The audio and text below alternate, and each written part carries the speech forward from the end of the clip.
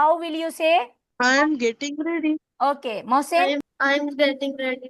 I am getting ready, मैं तैयार हो रहा हूँ। अच्छा एक मिनट, अगर मैं कहूँ कि मैं तैयार नहीं हो रहा तो अब इसमें नोट कहाँ पे लगाएंगे I am Mohsin? not ready. I I am. am not getting ready. I okay am not right getting ready.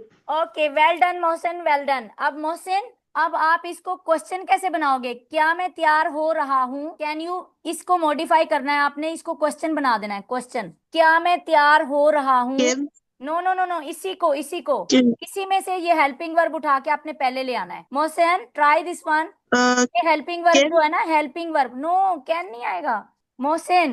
am आपको I getting ready? हाँ, am I, well done well done, शाबाश, excellent Mohsin, Am you are brilliant student. Am I getting ready कैसे बनेगा? Repeat this am one. Am am पहले लगेगा, ए कैसे am पहले लगेगा? I am I getting ready, क्या मैं तैयार हो रहा हूँ?